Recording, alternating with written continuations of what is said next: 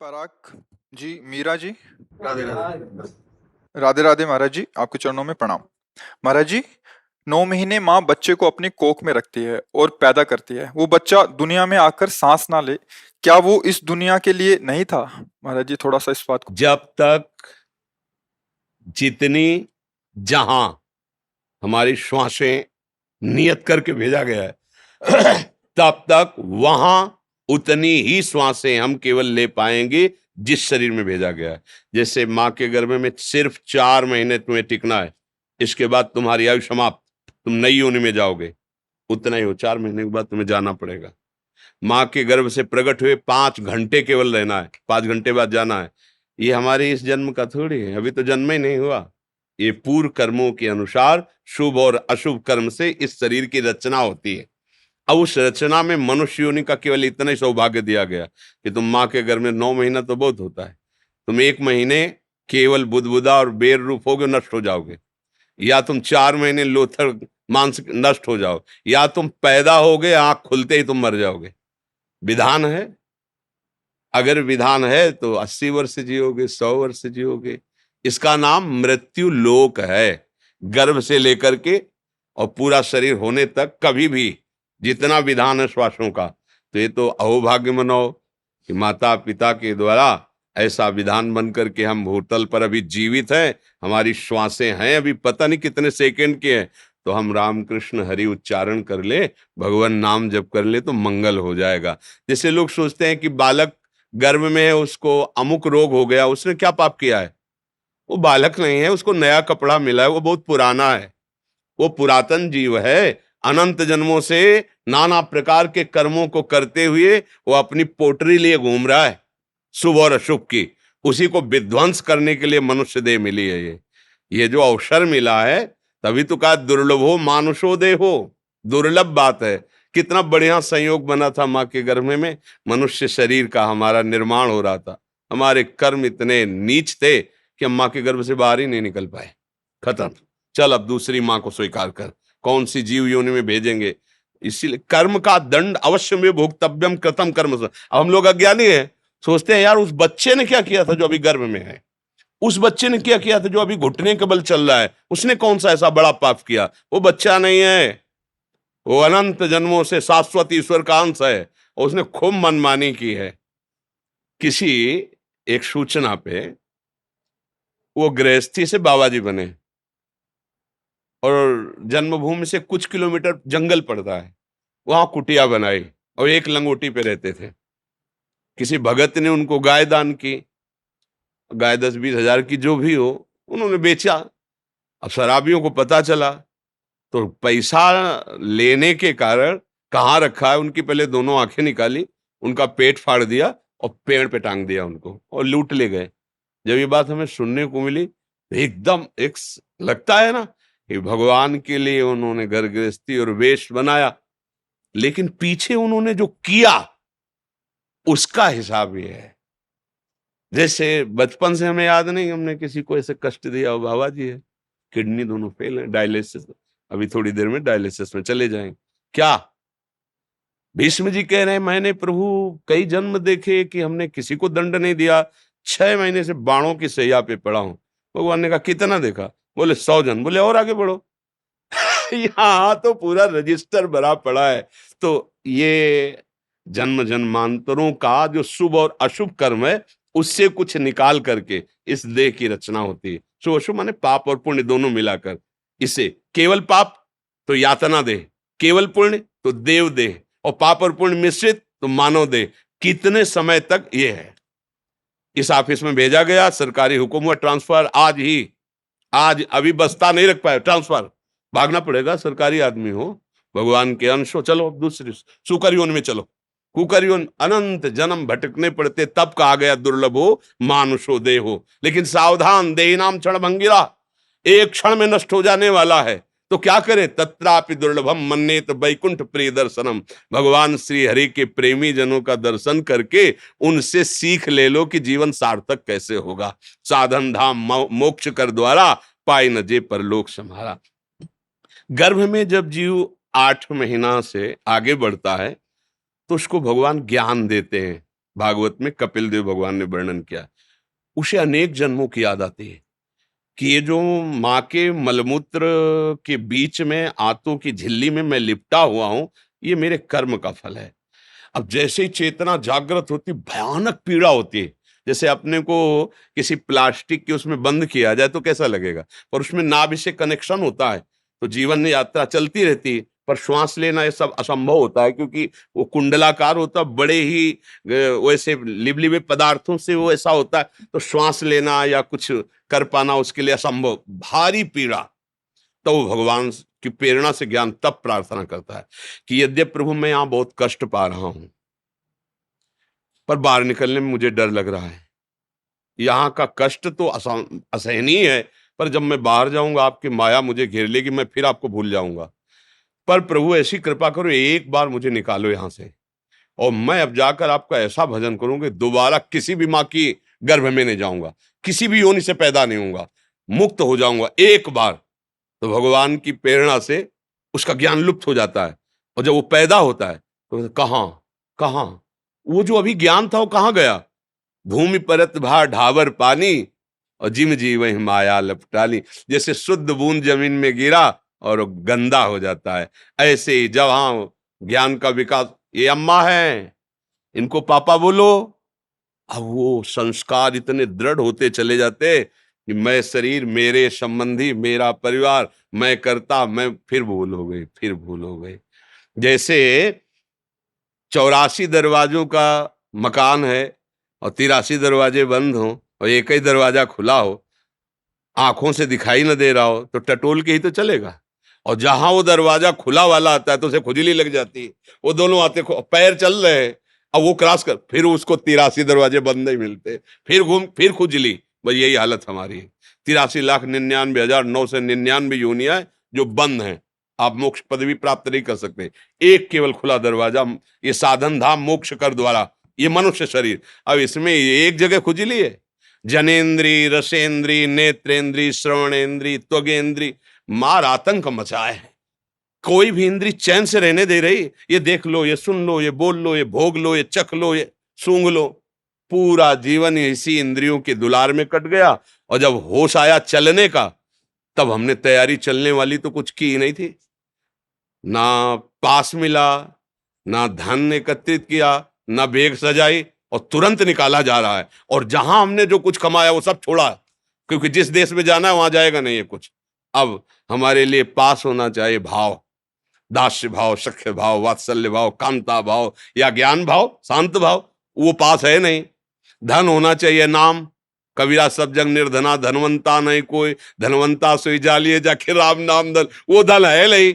अच्छा, परिचय, पत्नी पुत्र परिवार, ये सब यही रहेंगे, जहां जा रहे हो परिचय गड़बड़ा जाता है, उसी गड़बड़ाहट में उसके प्राण निकलते हैं, फिर वो अन्य योनियों को प्राप्त होता है। तो भाई कर्म का अवश्य फल भोगना होता है, शरीरों के अनुसार से नहीं है, कर्म के अनुसार से है। नहीं तो अभी बच्चा पैदा हुआ बेचारा क्या जाने क्या पाप है क्या पुण्य है, और उसको दंड भोगने। देखो छोटे छोटे बच्चों को नहीं होते कई प्रकार के भयानक रोग, इसका मतलब पूर्व जन्म का अभ्यास, बिना सिखाए पढ़ाए भी अभ्यास बताता है, ये पूर्व जन्म में जन्मा है। जैसे छोटा बच्चा है, माँ अपने स्तन लगा देती है उसके मुख में, किसने सिखाया कि खींचने से इससे दुग्ध निकलेगा, तुम्हारा पेट पोषण होगा, पूर्वाभ्यास है ना।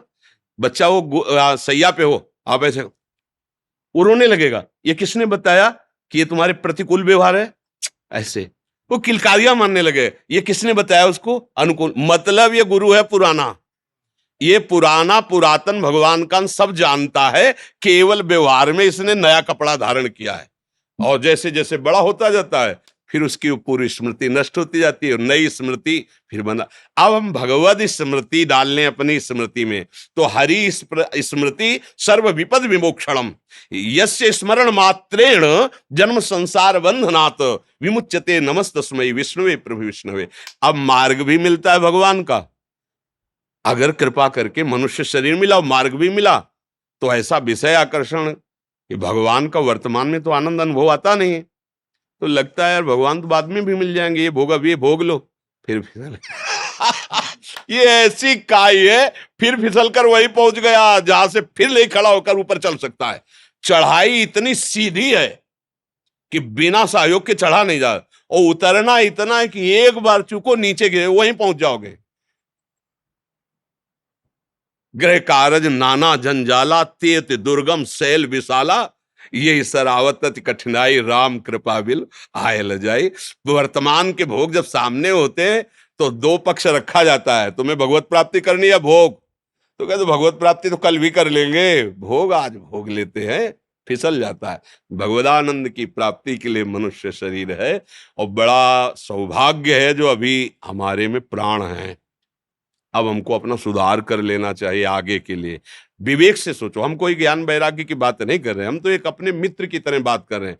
जब आपका शरीर छूटेगा तो ना आपका नाम साथ जाएगा, अगला आपका नाम भी और होगा, पढ़ाई भी और होगी, रूप भी और होगा, परिवार भी और होगा। ना ये घर जाएगा, ना ये बैंक बैलेंस जाएगा, ना कोई पुत्री पुत्र परिवार, कोई नहीं, जाना पक्का है। ऐसा नहीं कि बचोगे अपने लोग, जाना पक्का है। यार कम से कम जहां जाना वहां की तो थोड़ी तैयारी तो कर लो भाई। 90% इधर खर्चा कर लो तो 10% तो लगा दो अपने कल्याण के लिए। 24 घंटे में 24 मिनट यदि नाम जप करोगे तो हम वृंदावन में बैठे हुए कह रहे हैं तुम्हारी दुर्गति नहीं होगी। 24 मिनट, 24 घंटे होते हैं ना, 24 घंटे, 24 मिनट, एक घड़ी कहते हैं उसको। 24 मिनट मेरे प्रभु इतने कृपालु हैं कि अगर तुम 24 मिनट दे दोगे तो, कहते हैं ना कोई बात सत्य कहने तो मंदिर में चढ़ के बोलो, कहते हैं ना मंदिर क्या है, ये तो भगवान का निज महल है, वृंदावन धाम। 24 मिनट जपोगे और अपने थोड़े आचरणों को सुधार लो तो भगवान कृपा करेंगे। एक बार जिन नाम ली हित सोहयति दीन, ताको संग न छाड़ही प्रभु अपनो कर लीन। इतने करुणा वरुणालय हैं कि वो आपको लगता होगा कि ग्रंथों में केवल लिखा है, नहीं, हम लोग लिखे पढ़े से नहीं जीवित हैं।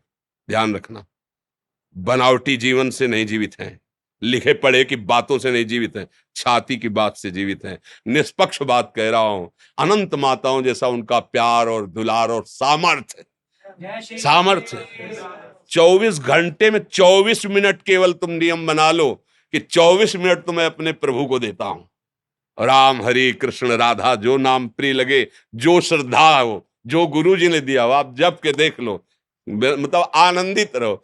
आजकल क्या है, समाज का जो बौद्धिक स्तर है वो वर्तमान के प्रमाण पर जीवित है। वर्तमान के, ये भोग भोगा, सुख मिला, ये है। स्वप्न में तुमने भोग भोगा था, वर्तमान में ही तो भोग रहे थे, क्या था क्या? स्वप्न में तुम्हें दंड मिला या पुरस्कार मिला क्या? जागने पर तुम्हारे हाथ में कुछ था क्या? ऐसे इस वर्तमान का भी है, जिसे तुम देख रहे हो।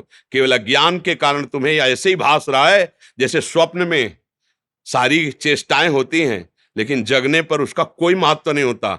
ऐसे मरने पर तुम्हारा कोई महत्व नहीं होगा ये वर्तमान की सारी चेष्टाओं का, समझ लेना।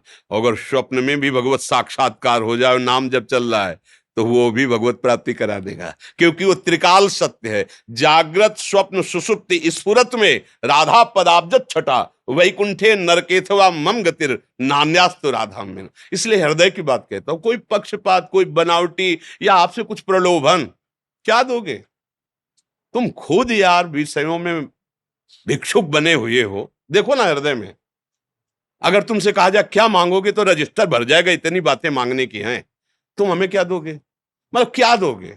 सेव संतरा, रुपया पैसा, कपड़ा लत्ता, मतलब यही तो इसी के भरण पोषण की। लेकिन जो भगवान नाम है, भगवान नाम जो प्रभु के चरणों का आश्रय है, वो तुम्हें निहाल कर दे। इसकी बराबरी में कुछ दे नहीं सकते। ये तो सब सहज सबको प्राप्त है, भगवान सबको दे रहे, खाना पीना कपड़ा लत्ता, किसी प्रलोभन से नहीं। आप हमारे यार हो, आप हमारे मित्र हो, आप हमारे जन हो, क्योंकि हमारे प्रभु के जन हो ना, तो सब हमारे ही मालिक के हो ना, तो हमारे, बस आपके सुख के लिए कह रहा हूं कि यदि 24 घंटे में 24 मिनट समय तो निकाल लो प्रपंच से। हर समय आप कार्यरत नहीं रहते, प्रभु देख लीजिए, बहुत समय ऐसा है जो आप बर्बाद करते हैं।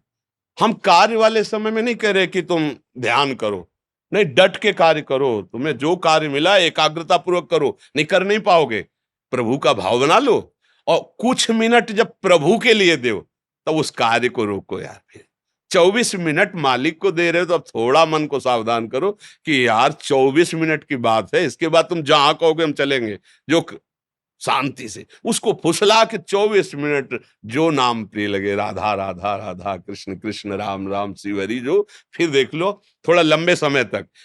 जो हमारे ऋषियों ने सिद्धांत बनाया उसको समझो।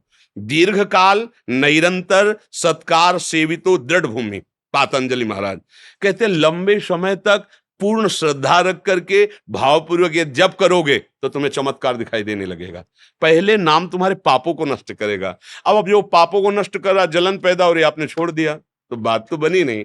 लंबे समय तक नाम को श्रद्धा विश्वास पूर्वक, विश्वास से समझ में आता। सबरी मैया को उनके गुरुदेव ने कहा था कि हम परम धाम जा रहे हैं, विमान आ रहा है प्रभु का, तुम्हें तो हम ले जा नहीं सकते, पर बेटा भजन के प्रताप से मैं देख पा रहा हूं कि भगवान स्वयं आके तुम्हें दर्शन देंगे। सबरी जी ने वही आशा की। बहुत समय व्यतीत हो गया, भगवान नहीं आए, पर गुरु जी के वचनों पर अविश्वास नहीं हुआ। रोज पावड़े डालना, रोज वैसे ही ऊब नहीं गई कि यार कितने वर्ष हो गए, गुरु जी ने कहा था, फुसला तो नहीं दिया। और एक दिन भगवान आए, सबरी जी को मिले। तो ये सत्य मार्ग है, थोड़ा समय लगेगा। जन्म जन्मांतरों का कूड़ा करकट जमा है पाप, वो नष्ट होगा। और फिर नाम का जब प्रताप, सच्ची कहते हैं, झूम पड़ोगे, नाच पड़ोगे, जन्म जन्म की बिगड़ी बन जाएगी। कोई प्रलोभन के लिए, कोई ये जादू टोला की बात नहीं, ये सत्य महर्षियों की बात है। और हमें लगता है आप अंदर से तो कहीं ना कहीं बात समझ ही रहे हैं, नहीं समझ रहे।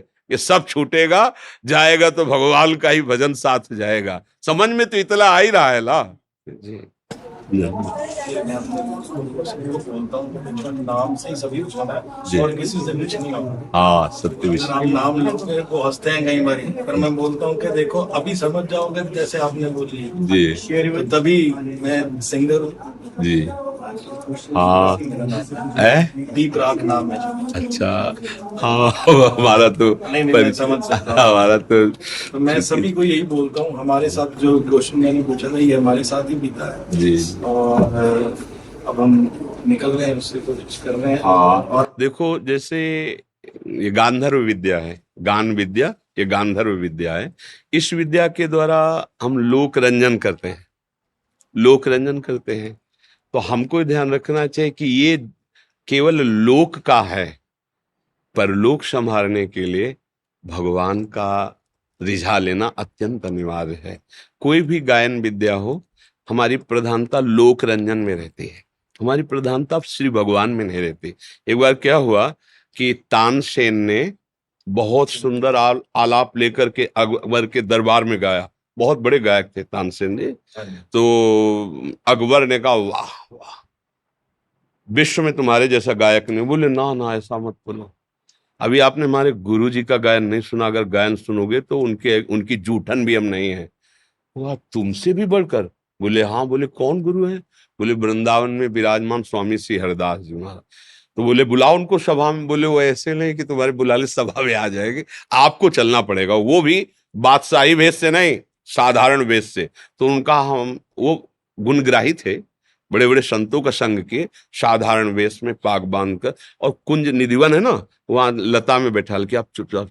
और स्वामी जी के पास गए, प्रणाम किया और कहा स्वामी जी अमुक राग का वो विस्मरण हो रहा है। तो जे भी सामने बिहारी जी के उठा करके शुरू किया, वो बोल पड़ा वाह वाह वाह, मतलब एकदम आनंद समय। तो स्वामी जी ने कहा कि यहाँ कौन है? वाह वाह तो इधर से निकलती थी बिहारी जी के सामने श्री मुख से, ये आज कौन बोला? तो झूठ तो बोलने से। बोले गुरुदेव सम्राट अकबर आया हुआ है। कहा नहीं, ये झूठा हो गया पद। अब वो तो सामने आए, साष्टांग दंडवत की। तो कहा कि स्वामी जी आज तक ऐसी वाणी वैसा गायन। तो उनका तुम अभी तक संसार के रिझाने वालों की आवाज सुनते रहे हो, ये आवाज व्यास अखिल कोटि ब्रह्मांडों के स्वामी बादशाह प्रभु के लिए है। परम राग के ज्ञाता श्री स्वामी हरिदास जी महाराज तानसेन के गुरु जी थे। तो अपने को ध्यान रखना है कि ये हमारा भगवत स्वरूप जनों का रंजन है, ये सब भगवत स्वरूप है। चलो ठीक है, लेकिन प्रधान जीवन का लक्ष्य प्रभु को रिझा लेना है। इसलिए उस भी क्षेत्र पर अपने और अपने साथियों को, अपने मित्रों, जैसा आपने बताया कि हम नाम का उनको बहुत प्रेरणा देते हैं, अवश्य ऐसा ही कीजिए। और जहां तक हो सके व्यसनों से बचिए, कुमार्गगामी प्रवृत्तियों से बचिए। हमारा जीवन अच्छा बनने के लिए, प्रकाशित होने के लिए आया। हम ऐसे गंदे पदार्थ खाएंगे, गंदे पेय पदार्थ पिएंगे, गंदे आचरण करेंगे, तो जरूर हम मानते हैं पूर्व पुण्य से आपकी लौकिक उन्नति हो सकती है, लेकिन आप दूसरे पक्ष में खाली रहेंगे और वही पक्ष हमारा इस पक्ष को बढ़ाएगा। तो इसलिए हमें चाहिए भगवत पक्ष को पुष्ट रखे और भगवान का यश कीर्तन गुण नाम ये अपने जीवन के लिए करें, और दूसरों को जीने के लिए, रिझाने के लिए ये तो चलता ही रहता है। देखो, हमारा आचरण ही हमारा सब कुछ है। हमारे देश में जो गरिमा है वो करेक्टर की है ना। हमारा चरित्र प्रशंसनीय। हमारी पत्नी, हमारे परिवार के जन हमारे चरित्र से प्रसन्न रहें। हमारा जितना मित्र समुदाय हमारे चरित्र से प्रसन्न रहे। हम लोग कहीं किसी ऐसी पद प्रतिष्ठा में अपने चरित्र को न खो दे, इस बात की हमारी तरफ से विनय कि अपने साथियों को, अपने परिकर को इस पर ध्यान दें। ये यश कीर्ति तो चरणों में अपने आप गिरेगी, क्योंकि पुण्य श्लोक भगवान का आश्रय लिए तो उन्नति तो होगी ही। इसको भगवान ही मिल गया, उसे सब कुछ मिल गया। जी जी, जय जय श्री राम, जय जय श्री राम, जय जय। जी, इतना नाम और इतना सुनते हैं आपको, और आपकी वजह से भी हम इतना लोगों को जोड़ रहे हैं कि नाम के अलावा इस दुनिया में है ही नहीं कुछ। हम क्या है कि अब हमारा जीवन बहुत थोड़ा जीवन है, किडनी खराब है ना, तो मुझे लगता है अब छुपाने की जरूरत नहीं। जीवन का जो रहस्य है वो जितने पकड़ पाए, तो जीवन का, हमारे पूरे जीवन का जो फल मिला है वो ये मिला है कि मुझे नाम परम सत्य और सच्चिदानंद में, मतलब ये हम खुल के कह रहा हूँ हृदय से, सब कुछ साधन, ऐसा नहीं कि वेदांत का ज्ञान नहीं, ऐसा सब कुछ। अब बात केवल इतनी है, राधा राधा राधा राधा राधा, हर श्वास में उनका नाम और उनका चिंतन। अब चाहे अभी प्राण निकल जाए, चाहे 2 दिन बाद निकले, या 2 वर्ष, जब किडनी फेल है तो जाना ही है ना।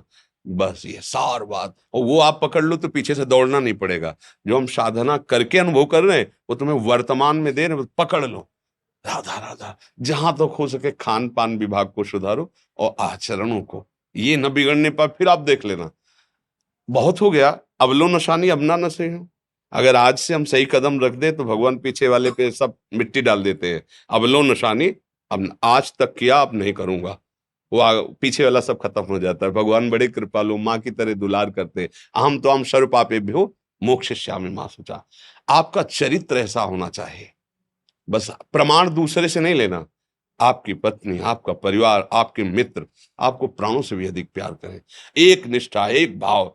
ठीक है, हम हंसेंगे, खेलेंगे, बात करेंगे सबसे, लेकिन एक सीमा है। मौज राम की मस्ती बस एक सीमा तक, सीमा उल्लंघन वो ठीक नहीं रहेगा। ऐसे चलो, आपके ऊपर भगवान की बड़ी कृपा है जो आप संतों का भाव रख करके आए हो, और सत मार्ग पर चलने की आपके अंदर भावना है। अब इसको जगा दो, इसको प्रकाशित करो। संतों का संग भी देखो बहुत भाग्य से मिलता है, और श्री जी की कोई कर्मों वाले करते हैं। कृपा प्रभु की कृपा से मिलता है। धन्यवाद, धन्यवाद, धन्यवाद, ठीक है।